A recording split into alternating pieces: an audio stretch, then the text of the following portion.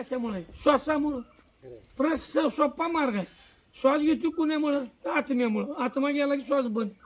मग खरं कुणाला पुजलं पाहिजे? जो आज चालू होतो त्याला पुजायचं का बाहेरच्या दगड दोंड पुजत आयुष्य घालवायचं? ह्यो जो परमेश्वर सांगतोय अरे आत ये, मी आत बसलोय, मनुष्य बाहेरच बसतो. मग त्याला काय आपण तर करणार? सगळ्याला सांगून बोलून आपण आपलं शेणा आपली ही साधनं असते.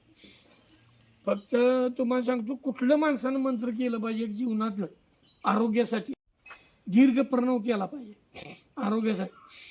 दुसरी शास्त्र गायत्री मंत्र केला पाहिजे. आणि तिसरं श्वासाचं साधन.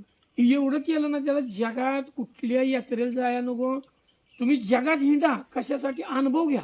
ती माणसं काय करतात, तिकडं कसं राहणीमान आहे. हे जीवन आपलं मन, जुनं मन जरा सारखं राहून एका जागी तुम्ही राहताना घरात तीच मन राहतात. ती कवा सोडून जात नाही. त्यासाठी गगनगिरी बाबमध्ये जंगलात जावा. ती धुकं पोटात गेलं पाहिजे तर तुमचं मन बदललं. जुनं मन सोडा, नवीन काहीतरी साधण्याचं मन घेऊन. ही लोकांना कळलं. ह्यासाठीच ही जंगलाचे मठ एकमेव आता हजारो 10,000 वर्षाचं निवेदन करणारा योगी म्हणजे आज गगनगिरी महाराज. सगळ्यांचं मठ सिटीच्या कडं आहे. पण त्याने असं केलं, स्वतःची समाधी सिटीमध्ये घेतली, मात्र स्थानगुप्त पर्वतातली डोंगरातली ही भक्तांना साधण्यासाठी ठेवली. एकमेव असा योगी आहे की ज्यांनी सगळ्या पद्धतीच्या लोकांसाठी आश्रम तयार करून ठेवले. कोकणातला आहे त्याला हे गगनगड आहे. ह्या परिसरात गगनगड आहे. दाजीपूर तपोवन आहे, हे मठ आहे, किंवा आणि कुठलं पळसांबी आहे, येसरबमध्ये तप केले. ही सगळी त्याला ध्यानधारणा करायची त्याने इकडे जावं. खोपोलीत मागा तिथं करायचं त्याने तिकडे जावं. जे कोकणातला तिकडं आंबोळगड समुद्रात तप केलं त्याने तिकडे जावं. कुठेही मालक त्याला एकच सद्गुरू आहे. पण तुम्ही कोणत्याही स्थानात जाऊन तो आनंद घेऊ शकता. पण तुम्ही श्वासाकडे लक्ष केंद्रीकरण ध्यानाकडे वळशीला तरच तुमचं ते गगनगिरी महाराजांचा मार्ग कळलं नाही. अन्यथा महाराज म्हणले या लोकांची अशी वेळ जेव्हा बाहेरच्या देशातली लोक येऊन ध्यान करते होती, ही म्हणतील आम्ही वाटोळ गेलं, काहीच उपयोग नाही. आम्ही इथं राहून एवढं दाजीपूर तपोवन आहे, ही जंगल आहे, आम्ही ध्यानधारणा शिकलो नाही, आम्ही लय मोठी नुकसान केली. हे त्यावेळी कळलं. तो मानून शत्रू आज आपण करणी धरणी आहे. कोण म्हणतं ही केलं पाहिजे, बरोबर आहे. सगळ्यात मोठं नेमकी करणी आहे किंवा नाही हे एका अनुभवातनं झालं. पण सगळ्यात मोठं शत्रू मन आहे. ते काही संशय घेऊ शकतं आणि काही करू शकतं. मग त्याला ताबा केल्यावर तुमची बाकी शत्रू बी तुम्हाला चांगले दिसायला लागतील आणि ते बी ग बसतील तुमच्या भानगडी. का श्वासाची साधना केल्यानंतर एवढं कवच तयार मजबूत बनतं.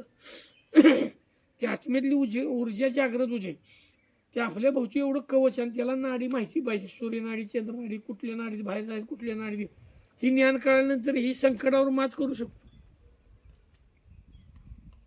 उलटाचं बघा, आमच्याकडे सगळ्याच प्रकारची लोक, ही नाही ती नाही, किती तर टेन्शनच्या गोष्टी कधी घेत नाही. हे असंच चालणार आहे. आपण ह्यात पडायचं नाही.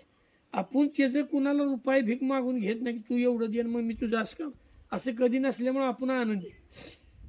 मठ नावावर नाही, गाडी नावावर नाही, खात्यावर पैसे नाही, कोची नाही, सगळं मठात. मग त्याच्यामुळे महाराज म्हटले ही तू संबळ देव तुला संबळ सगळं देईल. जग हिंडवून आणून कशाला पाहिजे.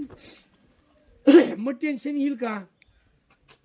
तुम्ही हिंमत माझा कागदपत्र माझी गेला कुठं कागदासाठी या माग ह्या भानगडे ठेवलेलं नाही, म्हणून माणूस आनंदी राहतो. तसं तुमच्या जीवनात नावा फिवती तुम्हाला व्यवहारात जगायला लागणार. पण ती असताना टेन्शन का घेत? म्हणजे हाय तरी टेन्शन, नाही तरी टेन्शन, मग काय फायदा? म्हणजे नसलेलं बरं, नॉर्मल खाऊन पिऊन सुखी ती माणसं बरी. त्याला सगळं आहे ती चिंतेनं मरते. म्हणूनच संत संगती राहावे, तीर्थयात्रा करावी संतांच्या संगती. म्हणजे बाहेरचं कळतं जग कुठं गेलं, जगातली लोक त्या भागातली किती धार्मिक आहे. आपण तिथे गेले त्या स्थानातली जी ऊर्जा असते. आता नर्मदाकडे तुम्ही आता आलेला नाही, एकदा या. तिथली ऊर्जा कशी असते वर्षभर कधी आठवण विसरते. ताकद आहे तिथं. जर तुम्ही ध्यान केलं, जप ध्यान काय असेल गुरुन देव, ते जर ध्यान केलं तुम्हाला ती वर्षभर नर्मदाचा किरणा डोळ्या पडेल. एवढी तिथे शक्ती आहे की ऋषीला ऋषी असं कमंडल गुप्त पद्धतीने बसलेले आहेत. त्यांची ऊर्जा, त्यांची शक्ती, नर्मदीचं पवित्र पाणी हे पिऊन आपण एक प्रकारचं जेवढं काय आयुष्य आहे तेवढं तर सुखी आनंदी जीवन जगू शकतो. एवढी तिथं ऊर्जा. मग आम्ही येडाय का 3-3 महिने जाऊन राहायला? हिचं बी एखादा आहे, पण हिचं ही जनता दमिवली म्हणून गायब 3 महिने कुणाचं नजरच नव्हतं. फोन नाही, लईन कोच भानगड नाही, आणि निवांत साधना कारण 3 महिने निघले. 3-4 महिने तिकडं आता ठरवले, 4 महिने तिकडं काढायचं आणि राहिलेलं किती 8 महिने इकडं. हां 8 राहतील ना, 4 गेले. दिवाळीला जायचं 1 महिना काढायचा, शिवरात्रीनंतर जायचं, फेब्रुवारी गेलं, मार्च एप्रिल मे पर्यंत 3 महिने झालं. तो 1 आणि 3 4 महिने झालं. आनंदात. आणि महाराज बी खुश, जाओ बाबा, काम सेवा झाली, दत्त जयंती कार्यक्रम पार पडला, जिकडे तिकडे सेवे झालं.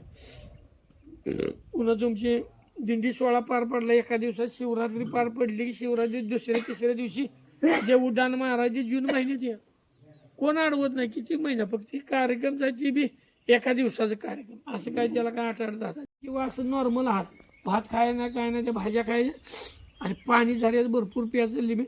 आणि बोलायचं नाही, सकाळ सूर्य उगावला की संध्याकाळ मावळीपर्यंत बोलायचं. आणि जे काही झालं पाठचं जरा उठून ध्यान धरणा करायचं आणि दिवसाच्या झाडाखाली कुठेही एकंदर तिकडं सगळ्यांनी जी काही तुम्ही आला तेवढं शांत ध्यान स्वामी अजिंक्य झाले. आणि ही करा 3 दिवस बोला नाही, संध्याकाळ बोलाय, सगळं झालं की मग संध्याकाळ बोलाय. मेन महून धरायचं साधनेच्या का 3 दिवस करा, 3 महिन्यात नाही या, 3 दिवस करा. तुम्ही महिन्या 2 महिन्याने याला घडत नाही ना, 3 महिन्यात या, 3 दिवस राहा, याचा आणि जायचा दिवस सोडायचा. म्हणजे 5व्या दिवशी तुम्ही 3रा दिवस पूर्ण झाल्यावर संध्याकाळ जाऊ शकता, आलेला दिवस सोडून द्यायचा. आणि आज बसणं सकाळ बसणं 3 दिवस, आणि संध्याकाळचा 3रा दिवस संपला, सूर्य मावळला की त्यावेळी प्रसाद घ्यायचा ना आपलं घर गाठताना किंवा सकाळचं लवकर जा. असं जर तुम्ही 2 महिन्यांना किंवा 3 महिन्यांना आला तर तुम्हाला नर्मदासारखं वाटणार. आणि ही साधना शिकशील, इथं आल्याशिवाय ही मोबाईलवर शिकायची नाही, किंवा समोर व्यक्ती पुढं पाहिजे, दोन्ही व्यक्तीच्या मध्ये राहते की साधना. जसं गुरु शिष्यात 2 गोष्टी असतात, तसं ती आपल्या बसण्याचं इथं समोर केलं 70 ते होणं. नाही तर मग आयुष्य माणसाचं भराभर जायला. मी ही जर विचार केला तर त्याच्या अडचणी आपण स्वच्छ करू शकतो आणि त्याचं टेन्शन बी घ्यायचं काम नाही. सावध होऊ शकतो, त्याला चांगल्या पद्धतीने सांगू शकतो आणि भांडायची बी गरज. पहिला आपल्याला बघायचं आपण कसं केलं त्या काळात त्या वयाला.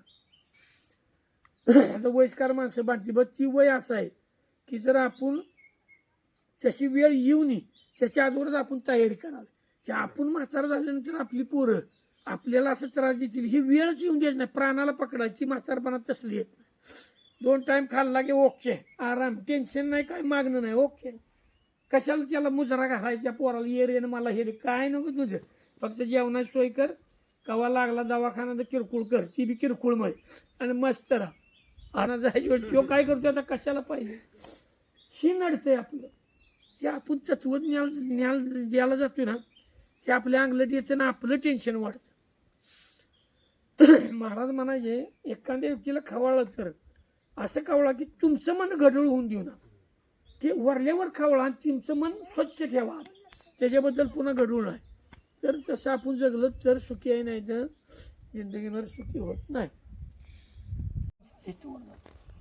ते समजणार कसं, समजतं कसं काय आपण कुठल्या स्टेजमध्ये आहोत ते आपण अजून त्याकडे गेलेलोच नाही, तर नंतर कळणार आपल्याला. श्वास आहे का नाही, पहिल्यांदा आता तुम्ही श्वास लक्ष ठेवा, छाताडातनच घेताय, तो नाभीपर्यंत जातच नाही, इथलेच लुकू घेतो म्हणून आजारी पडतो. आपण श्वासावर कसं ध्यान लावायचं, इथोय आणि जातोय ना तिकडे कनेक्ट, फक्त मन इकडे लावायचं. पहिल्यांदा आपण नाही कळलं तर उच्चार म्हणायचे, त्या श्वासाबरोबर मनात उच्चार करायचे, असं कर सवय लावायची. आणि एकदा काना उच्चार ऐकूया लागले मग तोंडानं बोलायचं नाही, शांत राहायचं, येतोय जातोय. मग आपण पहिल्यांदा असं दीर्घ घ्यायला गेलं गच होईल, ते सारखं प्रॅक्टिस करत तेव्हा तो नाभीपर्यंत खाली, नाभीच्या खाली 2 बोट एवढा खाली श्वास असतो. तिथून उड्डाण मारतो ते हितवर येतो, पुन्हा ध्यान लागेल तेव्हा हितवर, आणि एकदम समाधी लागते त्या योग्याचा, इथून प्राण वर इथे येतो. म्हणजे त्याचा आत्मा पूर्ण ही झाला की मग सगळं प्राण कुंभक होऊन वरच येतो, सगळा मग वर शिर. प्राण आपण उदर समान घ्या. तुम्ही प्रॅक्टिकल पहिले करा, श्वास सहज बसा, सहज. लय माळा आपल्या ह्याच्यावर लिंक लागत नाही. माळा कमी असल्या तर ठीक, तिच्यावर 20 आणि 25 आहे, मग इकडं लाईन बिकडं डाळ माळायचा, तो श्वास येत होती घुसमाटल्या कधी येणार. आणि बघा माळा तुम्ही माळा करताय, श्वास बाहेर टाका इतक्या लांब खाली टाका आणि माळा बंद झाल्याने श्वासाला लक्ष देतो एवढ्याच खाली येणार. श्वास असा बाहेर येतो तो आत गेला पाहिजे, कमी कमी झाला.